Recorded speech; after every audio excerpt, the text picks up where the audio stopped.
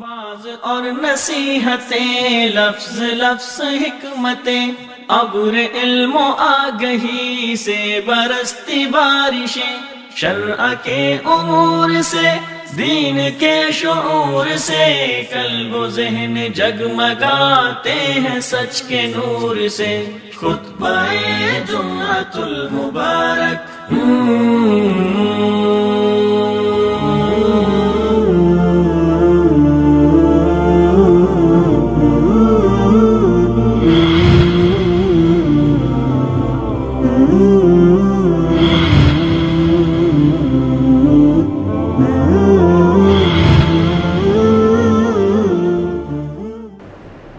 السلام علیکم ورحمۃ اللہ وبرکاتہ۔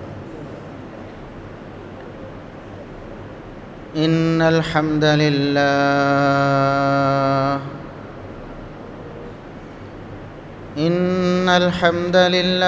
نحمده ونستعینه ونستغفره ونعوذ باللہ من شرور انفسنا ومن سیئات اعمالنا، من يهده الله فلا مضل له ومن يضلل فلا هادي له، اشهد ان لا اله الا الله وحده لا شريك له، واشهد ان محمدًا عبده ورسوله۔ اللهم صل على محمد وعلى آل محمد كما صليت على إبراهيم وعلى آل إبراهيم إنك حميد مجيد۔ اللهم بارك على محمد وعلى آل محمد كما باركت على إبراهيم وعلى آل إبراهيم إنك حميد مجيد۔ أما بعد، فيا أيها الناس، ألا إن خير الحديث كتاب الله، وخير الهدي هدي محمد صلى الله عليه وسلم، وشر الأمور محدثاتها، وكل محدثة بدعة، وكل بدعة ضلالة۔ أعوذ بالله السميع العليم من الشيطان الرجيم، من همزه ونفخه ونفثه، بسم الله الرحمن الرحيم۔ واتل عليهم نبأ إبراهيم إذ قال لأبيه وقومه ما تعبدون، قالوا نعبد أصناما فنظل لها عاكفين، قال هل يسمعونكم إذ تدعون أو ينفعونكم أو يضرون، قالوا بل وجدنا آباءنا كذلك يفعلون۔ انتہائی قابل احترام بزرگوں، عزیز نوجوان ساتھیوں، معززات و مکرمات اسلامی ماں اور بہنوں، ہر قسم کی حمد و ثنا، تعریف و تمجید، کبریائی، بڑائی، رفعت و عظمت اللہ رب العزت کے لیے، جو پوری کائنات کا خالق و مالک ہے۔ بے شمار، لا تعداد، بے حد و حساب درود و سلام پیغمبر آخر الزماں، محسن انسانیت، محسن کائنات، جناب محمد الرسول اللہ صلی اللہ علیہ وسلم کی ذات اقدس پر آج ذوالقعدہ 1444 ہجری کی 26 تاریخ ہے۔ 3 یا 4 دن بقایا ہیں ذوالقعدہ کے، پھر ذوالحجہ کا عظیم الشان مہینہ شروع ہونے والا ہے، جس مہینے میں حج جیسا عظیم الشان فریضہ سر انجام دیا جاتا ہے، جس مہینے میں قربانی جیسا جلیل القدر شعار اس پر مسلمان عمل کرتے ہیں۔ یہ وہ مہینہ ہے ذوالحجہ کا کہ جس کے پہلے 10 دن سال کے سارے ایام میں سے سب سے قیمتی ترین ایام ہیں۔ ان 10 ایام میں کیا جانے والا چھوٹے سے چھوٹا عمل باقی پورے سال کے سارے مہینوں کے سارے دنوں میں کیے جانے والے بڑے سے بڑے عمل سے زیادہ قیمتی ہوتا ہے، اللہ رب العزت کے ہاں زیادہ پسندیدہ ہوتا ہے۔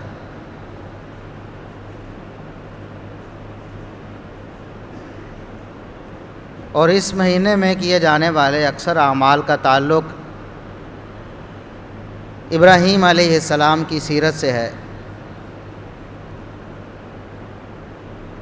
اس مہینے میں حج ہوتا ہے۔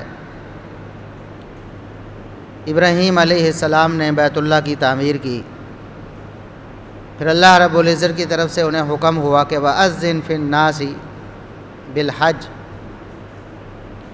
کہ آپ لوگوں میں اعلان کر دیں کہ اب سے بیت اللہ جو گھر بنایا ہے اللہ رب العزت کا، اس کا حج کیا جائے گا۔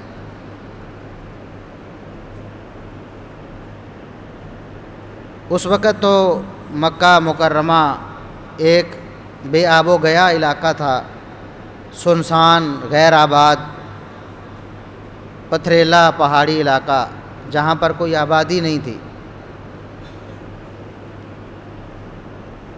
ابراہیم علیہ السلام نے اپنی زوجہ محترمہ کو وہاں چھوڑا اپنے بچے سمیت۔ اسماعیل علیہ السلام اس وقت بالکل اپنی ماں کی گود میں کھیل رہے تھے۔ پھر سارا قصہ واقعہ معلوم ہے کہ زمزم کا چشمہ وہاں نکلا، پھر وہاں آہستہ آہستہ آبادی ہوئی، اور اللہ رب العزت کا وہ وعدہ پورا ہوا جو ابراہیم علیہ السلام سے اللہ رب العزت نے فرمایا تھا کہ آپ اپنے بیٹے اسماعیل علیہ السلام کے ساتھ اس گھر کی تعمیر کریں، لوگوں میں اعلان کر دیں کہ اس گھر کا حج کریں۔ دنیا کے خطے، ہر خطے سے، کونے کونے سے لوگ اپنی اپنی استطاعت کے مطابق اپنی اپنی قوت اور برداشت کے مطابق سواریوں پر سوار ہو کر، کوئی بہترین لگژری سواری پر آ رہا ہوگا، کوئی کمزور ترین لاگر سواری پر آ رہا ہوگا، لیکن دنیا کے کونے کونے سے لوگ یہاں پہنچیں گے۔ پھر قربانی جیسا عظیم شعار جو اس مہینے میں 10 تاریخ کو، 10 ذوالحجہ کو عید الاضحیٰ کے موقع پہ ادا کیا جاتا ہے، یہ بھی ابراہیم علیہ السلام کی سنت ہے، ابراہیم علیہ السلام کا طریقہ ہے۔ اس کا آغاز بھی ابراہیم علیہ السلام کی قربانی سے ہوا، جو کہ حقیقت میں ان کے بیٹے کی قربانی تھی۔ تو اللہ رب العزت نے فرمایا قرآن کریم میں وَاتْلُ عَلَيْهِمْ نَبَأَ ابراہیم، اے میرے پیارے نبی، آپ اپنی امت کو ابراہیم علیہ السلام کا قصہ سنائیں، ابراہیم علیہ السلام کا واقعہ سنائیں، ابراہیم علیہ السلام کی سیرت ان کو بتائیں۔ ہمارے نزدیک آج ابراہیم علیہ السلام کی سیرت اور آپ کی زندگی کا جو واقعہ ہے اس کا تعلق صرف کھانے پینے سے سامنے آتا ہے کہ ہم 10 ذوالحجہ کو قربانی کرتے ہیں۔ تو ابراہیم علیہ السلام کا قصہ یہ ہے کہ انہوں نے اپنے بیٹے کی قربانی دینا چاہی تو وہ ایک مینڈا قربان ہو گیا۔ اس کے بعد سے پھر ہمارے لیے ایک طریقہ مقرر ہو گیا، ہم 10 ذوالحجہ کو عید الاضحیٰ کے موقع پر جانور قربان کرتے ہیں اور بوٹیاں اور گوشت کھاتے ہیں۔ ہمارے لیے تو یہی واقعہ ہے ابراہیم علیہ السلام کا۔ لیکن اللہ رب العزت نے جب اپنے نبی صلی اللہ علیہ وسلم کو فرمایا کہ اے نبی آپ اپنی قوم کو، اپنی امت کو ابراہیم علیہ السلام کا واقعہ سنائیں، تو وہ واقعہ کیا تھا جو قرآن نے بیان کیا ہے کہ اے نبی یہ واقعہ انہیں سنائیں اپنی امت کو، اذ قال لأبیہ وقومہ ما تعبدون۔ یہ واقعہ اس عبادت سے، اس عقیدے سے تعلق رکھتا ہے کہ جس پر عمل پیرا ہونا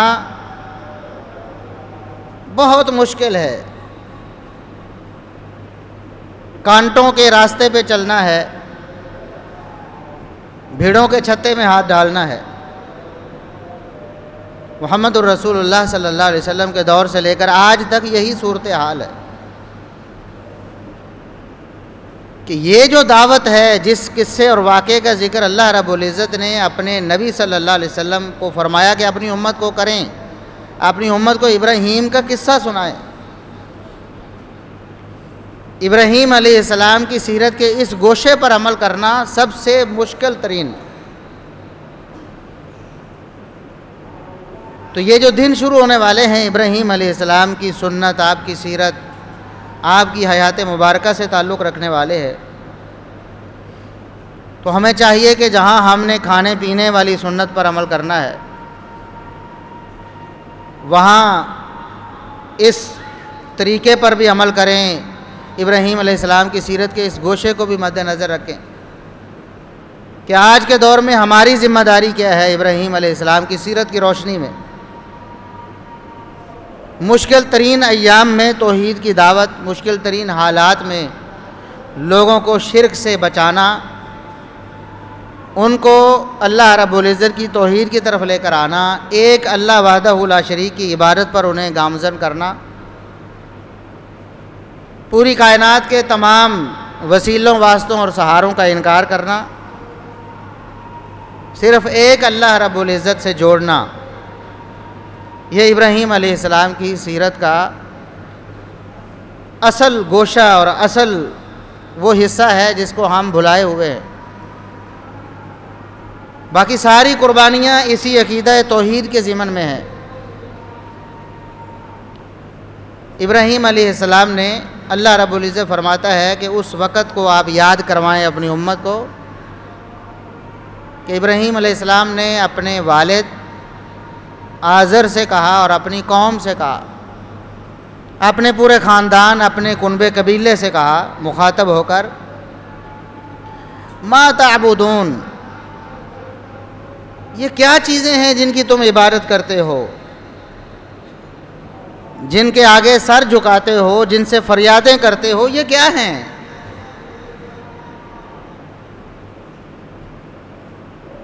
دعوت فکر، سوال کرنا ان کو جھنجھوڑنے کے لیے جو شرک کی راہ پہ گامزن ہے، ابراہیم علیہ السلام کا طریقہ ہے۔ سوال کیا، ما تعبدون، بتاؤ کہ کن کی عبادت کرتے ہو، یہ کیا چیزیں ہیں جن کی عبادت کر رہے ہو؟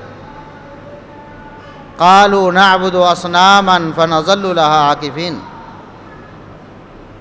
نے کہا کہ یہ مورتیاں بنائی ہوئی ہیں ہم نے، یہ بزرگوں کی مورتیاں ہیں، بزرگوں کے مجسمے ہیں، ہم نے ان کے مجسمے بنائے ہوئے ہیں اور ان کے آگے ہم عبادت گزارتے ہیں، ہم ان کی پوجا کرتے ہیں، ان کے سامنے ہم جھکتے ہیں، تو یہ ہمارے بزرگوں کی مورتیاں ہیں، پوجا کرتے ہیں ہم ان کی۔ ابراہیم علیہ السلام نے آگے سے یہ سوال کیا ہے، اور یقین مانیں کہ اس دور کے جو مشرک تھے اس حوالے سے کچھ بہتر تھے،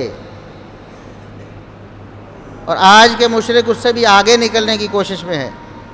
ابراہیم علیہ السلام نے پوچھا، هل يسمعونكم اذ تدعون، بتاؤ کہ جب تم انہیں پکارتے ہو تو کیا یہ تمہاری آواز سنتے ہیں، تمہاری فریاد سنتے ہیں، تمہاری فریاد کو پورا کرنے پر قادر ہیں؟ تم جو ان کو پکارتے ہو، یہ جو بزرگوں کی مورتیاں ہیں، مجسمے جو تم نے بنائے ہیں، ان کو جب تم فریادیں کرتے ہو تو کیا تمہاری فریاد پوری کرتے ہیں، سنتے ہیں تمہاری باتوں کو؟ او ینفعونکم او یضرون، یا تمہیں کوئی نفع دیتے ہیں، کبھی کوئی نقصان دیا انہوں نے تمہیں؟ ابراہیم علیہ السلام کی مشرک قوم کا جواب کیا تھا؟ آگے سے غور کرنے کی بات ہے۔ ان کے بھی بزرگ تھے، انبیاء اور اولیاء کی مورتیاں انہوں نے بنائی ہوئی ہیں۔ نوح علیہ السلام کی قوم سے یہ بتوں کا سلسلہ شروع ہوا، اور رسول اللہ صلی اللہ علیہ وسلم کی، صحابہ کی، تابعین کی تفسیر میں واضح طور پر 2 ٹوک لکھا ہوا ہے۔ قرآن کریم میں بھی ذکر ہے کہ ان کے 5 بزرگ تھے، 5 بڑے بت تھے قوم نوح کے، اور حدیث میں بھی وضاحت ہے کہ جب ان کے نیک بزرگ فوت ہو گئے قوم نوح کے، تو آنے والی نسل نے سوچا کہ ہمارے جو بزرگ تھے، ہمارے جو بڑے آباء و اجداد تھے، وہ اللہ رب العزت کے کتنے قریب تھے، اللہ کی کتنی عبادت کرتے تھے، کتنے نیک تھے وہ، اور ہم کتنے بدبخت ہیں، نیکی سے، عبادت سے اور اللہ رب العزت کے قرب سے اتنے دور ہو گئے ہیں۔ پہلے ہمارے بزرگ ہمیں سمجھایا کرتے تھے، ہمیں جھنجھوڑا کرتے تھے کہ تم نیکی کے راستے پہ چلو، گناہ کا راستہ چھوڑ دو، اللہ کا قرب تلاش کرو، اللہ کی عبادت کی طرف آؤ۔ اب ہمیں کوئی سمجھانے والا نہیں۔ کیوں نہ ایسا کریں کہ ہمارے جو بزرگ ہمیں سمجھایا کرتے تھے، بڑے نیک تھے، اللہ کے بڑے قریبی تھے، پہنچے ہوئے تھے، ہم ان کی یاد میں ان کی مورتیاں بنا کر، ان کے مجسمے بنا کر سجا لیں، انہی جگہوں پر، انہی راستوں پر جہاں وہ ہمیں سمجھایا کرتے تھے، جہاں وہ اللہ کی عبادتیں کیا کرتے تھے، تاکہ جہاں بھی ہم راستوں سے گزریں، چوک چوراہے میں آئیں، تو ہمیں اپنے وہ بزرگ یاد آئیں، اور ہمیں شرم آئے اپنی نااہلی پر اور اپنے گناہوں پر کہ ہمارے بزرگ کیا تھے اور ہم کیا ہیں۔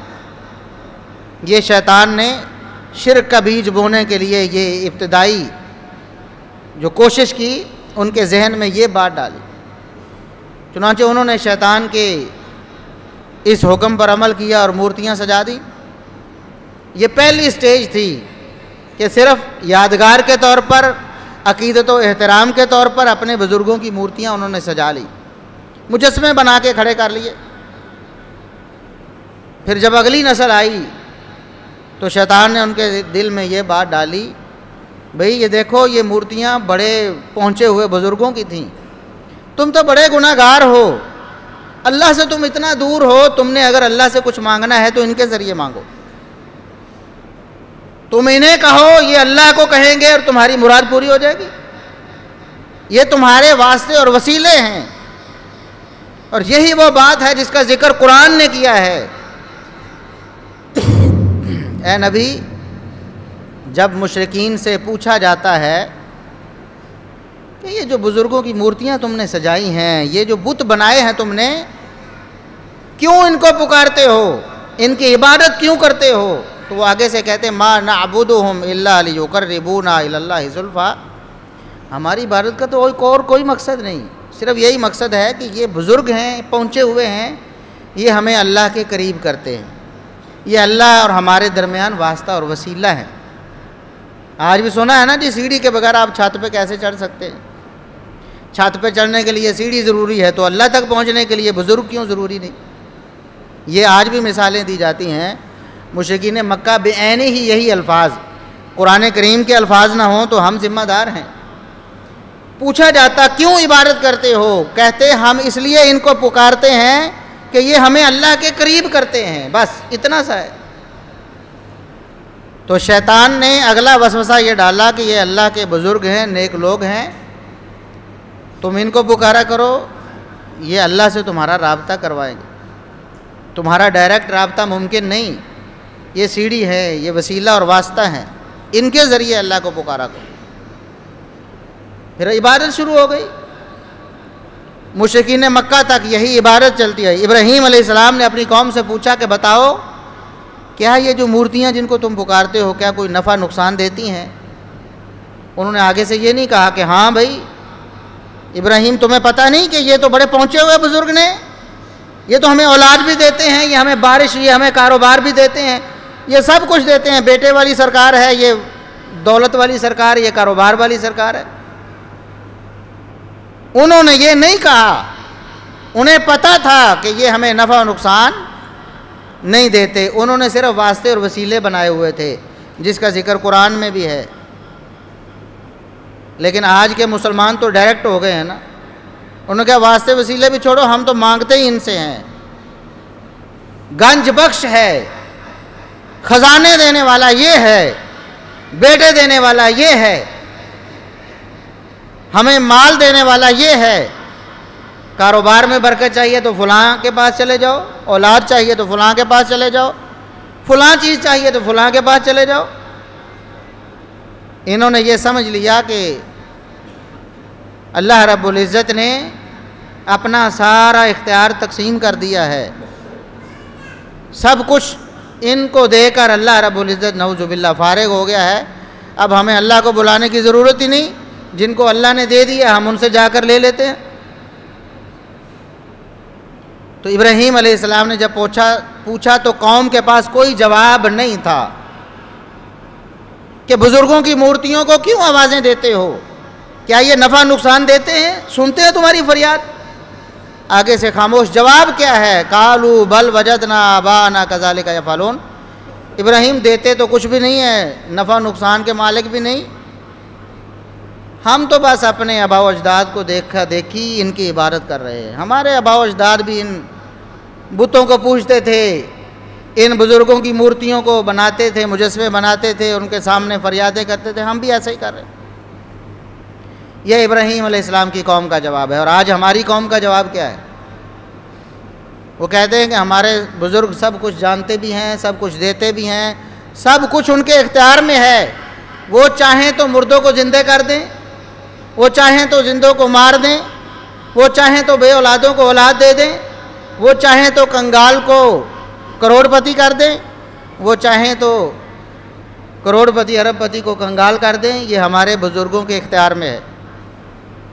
ابراہیم علیہ السلام کی دعوت کو سمجھیں، جب انہوں نے کہا کہ ہم تو اپنے آباء و اجداد کے کہنے پہ ایسا کر رہے ہیں، ان کو دیکھ کر دیکھا دیکھی ایسا کر رہے ہیں، تو ابراہیم علیہ السلام نے پھر ان کو سمجھایا، فرمایا اپنے والد کو اسپیشل بھی دعوت دی، قوم کو مخاطب کر کے دعوت دی، یا ابت لما تعبد ما لا يسمع ولا يبصر ولا يغني عنك شيئا،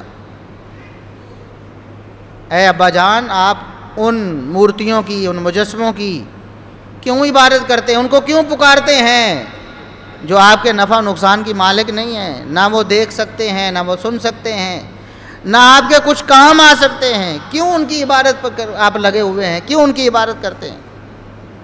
چھوڑ دیں ان کی عبادت، چھوڑ کر اللہ رب رحمان کی عبادت کریں جو پوری کائنات کا خالق و مالک ہے، اس کو چھوڑ کے مخلوقات کی عبادت پہ کیوں لگے ہوئے ہیں، ان کو کیوں پکارتے ہیں؟ ان کے بھی بزرگ تھے، آج ہمارے بھی بزرگ ہیں، بزرگ اللہ رب العزت کے جو مقرب بندے ہیں، اللہ رب العزت کے نیک بندے ہیں، ان کا احترام کرنا ہے، ان سے عقیدت رکھنی ہے، ان سے محبت کرنی ہے، لیکن ان کی عبادت نہیں کرنی، عبادت صرف اللہ رب العزت کی کرنی۔ بزرگ خود محتاج ہیں، جب ان کو مشکل اور مصیبت آتی ہے تو وہ اللہ رب العزت کو پکارتے تھے۔ آج بھی جو اللہ کے ولی ہیں، زندہ ہیں، جب ان کو کوئی مشکل آتی ہے وہ اللہ کو پکارتے ہیں۔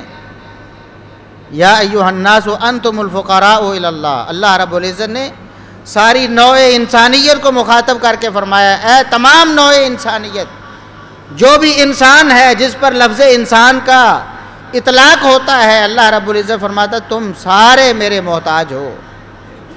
واللہ هو الغنی الحمید، اگر کوئی دینے والا غنی ہے صرف اللہ رب العزت ہے۔ انبیاء نے مصیبتوں میں اللہ رب العزت کو پکارا ہے۔ آدم علیہ السلام کو اگر مصیبت آئی تو ربنا ظلمنا انفسنا وان لم تغفر لنا وترحمنا لنکونن من الخاسرین، قرآن میں وہ الفاظ اللہ نے ذکر کیے ہیں جن الفاظ کے ذریعے اللہ رب العزت سے رابطہ آدم علیہ السلام نے کیا تھا۔ آدم علیہ السلام نے مدد مانگی اللہ رب العزت سے کہ یا اللہ غلطی ہو گئی ہے، تو نے اگر معاف نہ کیا، تو نے اگر رحم نہ کیا تو ہم تو بہت بڑے گھاٹے میں پڑ جائیں گے۔ آدم علیہ السلام نے مانگا تو اپنے رب سے مانگا ہے۔ یہاں بھی لوگوں نے جھوٹ گھڑ لیے، من گھڑت قصے کہانیاں کہ آدم علیہ السلام نے محمد صلی اللہ علیہ وسلم کا واسطہ دیا تھا اللہ تعالیٰ کو۔ نعوذ باللہ ثم نعوذ باللہ۔ قرآن کو جھٹلانے میں کتنے بے باک ہے۔ قرآن کہتا ہے کہ آدم علیہ السلام نے جو کلمات بولے، ربنا ظلمنا انفسنا، کوئی واسطہ اور وسیلہ نہیں ہے۔ اے ہمارے رب، ہم اپنی جانوں پر ظلم کر بیٹھے ہیں، تو نے اگر ہمیں معاف نہ کیا، رحم نہ کیا تو ہم گھاٹا پانے والوں میں ہو جائیں۔ نوح علیہ السلام نے پکارا تو اللہ رب العزت کو پکارا۔ مصیبت آئی ہے، مشکل آئی ہے، اپنی آنکھوں کے سامنے بیٹا غرق ہو رہا، فوراً رب کو پکارا ہے۔ اللہ رب العزت نے تنبیہ فرما دی کہ نوح، آپ کے اہل، آپ سے تعلق رکھنے والے وہ ہیں جنہوں نے آپ کی توحید کی دعوت قبول کی ہے، جنہوں نے آپ کا کلمہ نہیں پڑھا، آپ کی دعوت قبول نہیں کی، ان کے بارے میں آپ سفارش نہیں کر سکتے۔ خبردار آئندہ سفارش کی تو یہ ہو جائے گا۔ نوح علیہ السلام نے بھی اللہ رب العزت کو دوبارہ پکارا۔ اللہ ناراض ہوا تو پھر بھی اللہ کو پکارا۔ اگر یہاں کو واسطے وسیلے کی بات ہوتی تو نوح علیہ السلام ضرور واسطہ وسیلہ لاتے، کیونکہ اللہ تو ناراض ہوا ہے، اللہ رب العزت تو ناراض ہوا ہے اور فرما دیا ہے کہ نوح اگر آئندہ ایسا ہوا تمہارا شمار جاہلوں میں سے ہو جائے گا۔ نوح علیہ السلام پھر اپنے رب کو پکارتے ہیں کہ یا اللہ اب معاف کر دے، آئندہ ایسا نہیں ہوگا۔ ابراہیم علیہ السلام کو مشکلیں، مصیبتیں آئی ہیں، اپنے رب کو پکارا ہے۔ موسیٰ علیہ السلام نے اپنے رب کو پکارا ہے، بندہ قتل ہو گیا، ارادہ نہیں تھا، اپنے بندے کو چھڑانے کے لیے مکہ مارا ہے، بندہ ختم ہو گیا۔ مدد مانگی تو اپنے رب سے مانگی ہے، معافی مانگی اپنے رب سے مانگی ہے۔ اسی طرح باقی انبیاء، جس نبی کا تذکرہ آپ قرآن سے نکالیں گے، حدیث سے، آپ کو نظر آئے گا کہ اس نبی نے اللہ رب العزت کو پکارا ہر مشکل اور مصیبت میں۔ محمد الرسول اللہ صلی اللہ علیہ وسلم پر اپنی زندگی میں بڑی مشکلیں اور مصیبتیں آئیں۔ آپ صلی اللہ علیہ وسلم کے دندان مبارک شہید ہوئے، آپ کا سر مبارک زخمی ہوا، لہو لہان ہوئے آپ غزوہ احد میں، آپ کے 70 صحابہ کرام ایک ایک موقع پہ شہید ہوئے۔ پکارا تو اپنے رب کو پکارا، قنوت نازلہ کی ہے دشمنوں کے خلاف، اسلام کے دشمنوں کے خلاف اللہ رب العزت سے مانگا ہے۔ ابراہیم علیہ السلام جیسے جد الانبیاء، ان کی ذات موجود تھی واسطے اور وسیلے کے لیے، کبھی ابراہیم علیہ السلام کا واسطہ اور وسیلہ نہیں دیا۔ ابراہیم علیہ السلام وہ ہیں جن کے بارے میں اللہ رب العزت قرآن میں اپنے نبی محمد الرسول اللہ صلی اللہ علیہ وسلم کو فرماتا ہے وَاتَّبِعْ مِلَّةَ ابراہیم حنیفا، اے نبی آپ نے بھی پیروی کرنی ہے تو ابراہیم کے دین کی پیروی کرنی۔ اس کے باوجود محمد الرسول اللہ صلی اللہ علیہ وسلم نے کبھی ابراہیم علیہ السلام کا واسطہ اور وسیلہ نہیں دیا، نہ ڈائریکٹ ابراہیم علیہ السلام کو پکارا، نہ اللہ کو ابراہیم علیہ السلام کا واسطہ دیا، بلکہ سیدھا اللہ رب العزت سے مخاطب ہوئے کہ یا اللہ یہ مشکل ہے، یہ دور فرما دے۔ بارش تک مانگی ہے، اللہ رب العزت سے مانگی ہے، یا اللہ ہمیں بارش عطا فرما دے، ہم پیاسے ہیں، ہماری زمینیں خشک ہو چکی ہیں، بنجر ہو چکی ہیں، ہمارے جانور پیاس سے اور بھوک سے مر رہے ہیں، ہمیں بارش عطا فرما۔ اللہ کو پکارا ہے اور اللہ نے بارش دی ہے، دعا کو قبول کیا ہے۔ تمام انبیاء نے، آج مسلمانوں نے اللہ رب العزت کے شریک بنا لیے ہیں، اسی طرح جس طرح مشرکین مکہ کہا کرتے تھے، بیت اللہ کا طواف کرتے ہوئے وہ بھی حج کرتے تھے، وہ بھی اللہ کے گھر کا طواف کرتے تھے، لیکن ان کے عقیدے میں شرک موجود تھا، اللہ رب العزت ان کی ساری عبادتیں ضائع کر دی۔ مشرکین مکہ تلبیہ پڑھتے تھے حج کرتے ہوئے، تلبیہ پڑھتے، جب آ رہے ہوتے حج کو احرام پہن کر تلبیہ پڑھتے، لبیک اللہم لبیک لا شریک لک لبیک،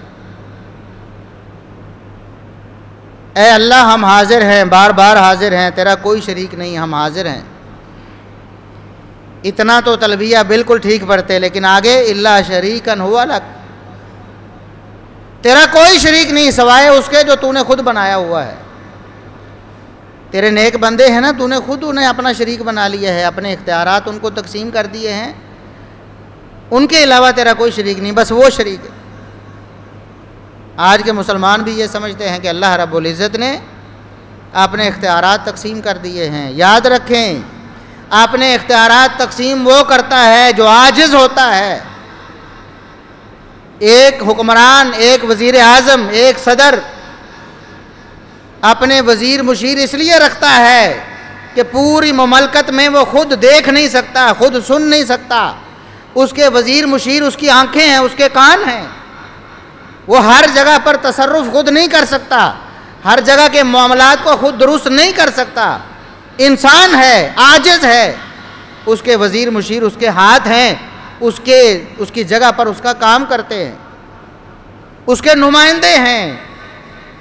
اللہ رب العزت کو ایسی کوئی احتیاج نہیں ہے، اللہ رب العزت کو کوئی عاجزی لاحق نہیں، وہ پوری کائنات کے ایک ایک ذرے سے ہر وقت واقف ہے، وہ اپنی ایک ایک مخلوق کی ضروریات اور حاجات سے واقف ہے، اور وہ اپنی تمام مخلوقات کی ضروریات ایک لمحے سے پہلے پورا کرنے پر قادر ہے، اور وہ پوری کائنات کا جو نظام ہے تنے تنہا چلا رہا ہے، وحدہ لا شریک ہے، اس کا کوئی شریک نہیں۔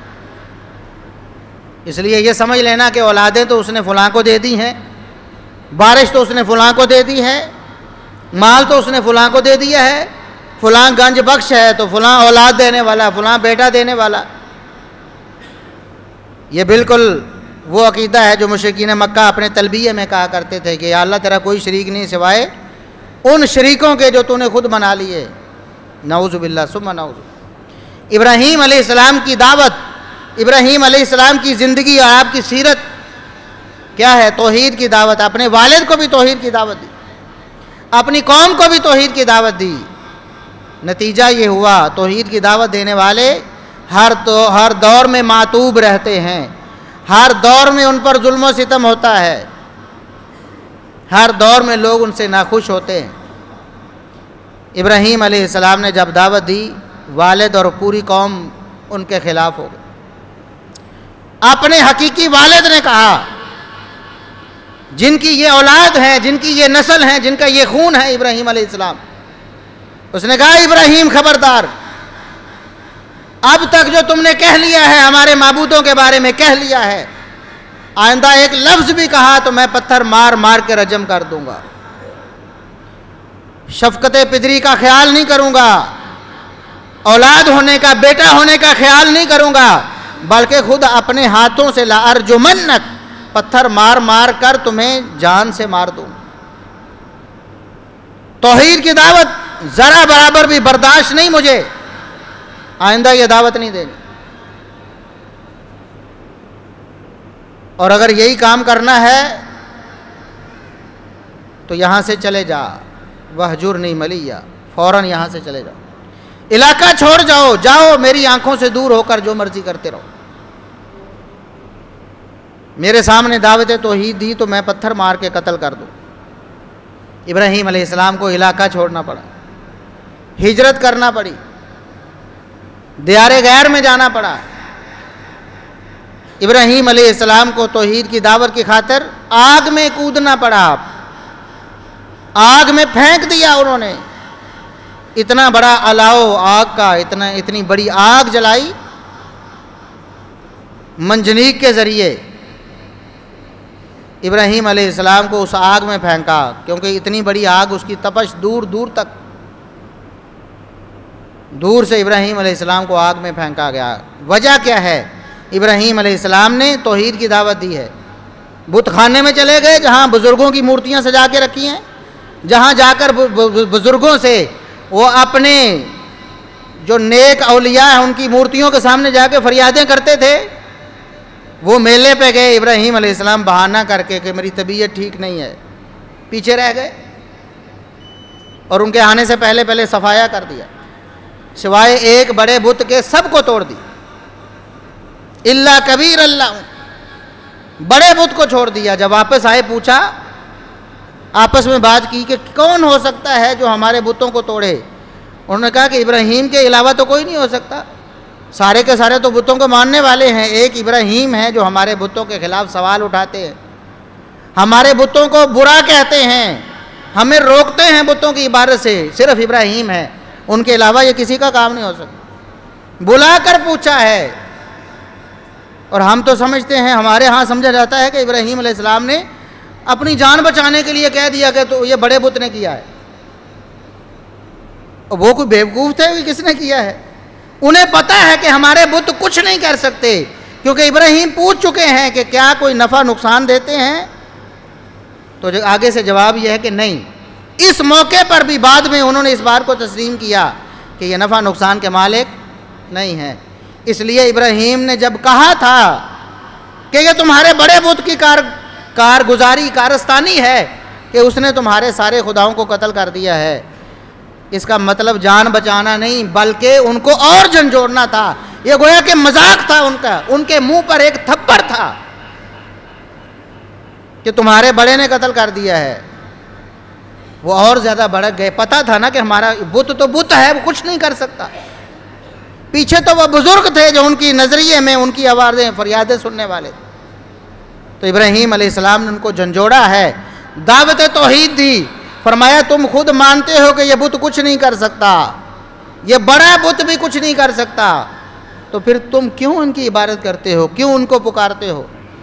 اب جواب کوئی نہیں ہے، آگے سے کوئی علم کوئی منطق نہیں، تو پھر کیا کیا؟ ظلم و ستم پہ اتر آئے۔ ہر دور میں ایسا ہوا، انہوں نے کہا آگ جلاؤ اور ابراہیم کو آگ میں پھینک دو، ہمارے بتوں کو توڑنے والے کے اس سے ہم بدلہ لیں گے، ہم اس کو سزا دیں گے، ایسی سزا دیں گے کہ پوری کائنات کے لیے عبرت بن جائے۔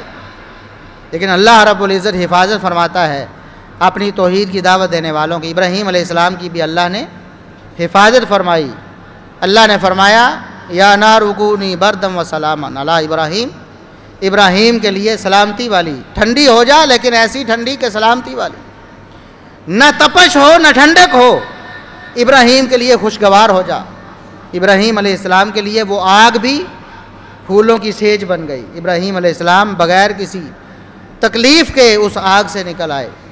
تو ابراہیم علیہ السلام کی جو زندگی کا یہ گوشہ ہے، ان کی زندگی کا جو قصہ اللہ نے یہ بیان کیا ہے، ہمیں عید قربان سے پہلے پہلے اس پر بھی غور کرنا چاہیے، توحید کی دعوت دینا چاہیے۔ ایک تو ہمیں یہ سمجھ آئی توحید کی دعوت دینی چاہیے، چاہے اس میں کتنا ہی خطرہ کیوں نہ ہو، کتنا ہی خوف کیوں نہ ہو، لیکن توحید کی دعوت سے رکنا نہیں چاہیے۔ سارا زمانہ مخالف ہو، اکیلا انسان ہو، تب بھی توحید کی دعوت دینی چاہیے، اور توحید کی خاطر آنے والی پریشانیوں کو خندہ پیشانی سے قبول اور برداشت کرنا چاہیے۔ یہ ابراہیم علیہ السلام کی سیرت کا یہ سبق ہے جو ہمیں عید قربان سے پہلے پہلے سیکھ لینا چاہیے اور اس پر عمل کرنا چاہیے۔ اپنے رشتہ داروں میں، اپنے خاندان میں، اپنے گھر میں، اپنے گلی محلے میں، اپنے تعلق والوں میں، اپنے علاقے میں توحید کی دعوت کو عام کرے۔